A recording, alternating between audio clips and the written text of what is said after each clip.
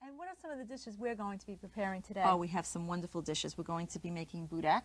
There's different types of boudin. We're going to do spinach boudin, cheese boudin, and also squash boudin with zucchini. Boudin is the way they say it. It's very similar to the spanakopita or this, the Greek pie, if you want to think for the spinach pie.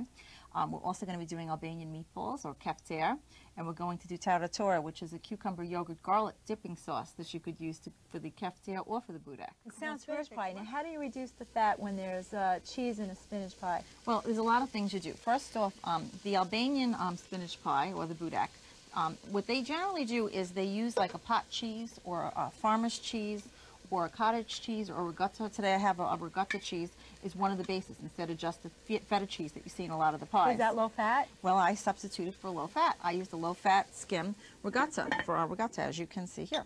Okay, so that's going to help us save a lot of calories and fat, and that's healthy? Not just here. Oh, absolutely. Not just in the cheese, but I also took regular eggs, which are used in some of the recipes. There's a little bit in the spinach, there's a little bit more in the cheese, and a little bit more in the zucchini, and I substituted for an egg substitute. You could do egg whites, 2 egg whites for 1 whole egg, or you could just use plain egg substitute. And that's good for people for heart conditions as well. For heart conditions, and you also cut down calories if you're looking to. And cholesterol. And cholesterol. Okay.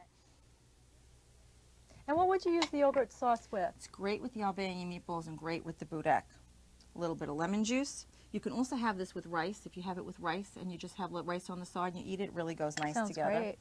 Fresh chopped garlic. Mm-hmm. And all these are good for you. The fresh mint, the spearmint, like as you can see we have. Doesn't it smell great? Oh yeah. This grows wild Wonderful. all over like a ground cover in Albania. And then you just mix it together. Okay. And you have a wonderful sauce. Wow, that was really Generically, this is deep fried, but I oven baked it. And I'll just show you up one here. Oh, that looks wonderful. It came out just like they do when they are deep fried. Wow, that's Except great. it's lighter, and it has the mint and the oregano, and you know they like the salt on it, but you could do the salt substitute if you're watching. And you basically put this. What I did was you heat the baking pan so it's hot. Put your cooking oil on it. When it's sizzling, just a little bit of spray. Then you put your meatballs on there and let it cook in the oven and turn it a couple times until it's crispy through. For dessert, we could always have our baklava. Baklava, and then of course I put out with the meatballs. I put out some grape leaves, which grape leaves they do. They stuff it with rice. Delicious.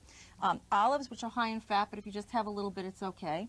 Feta, and they have low-fat feta cheeses now, and some roasted peppers with some bread. It's a wonderful. That sounds terrific. You know what? I'd like to make a toast with you. Absolutely.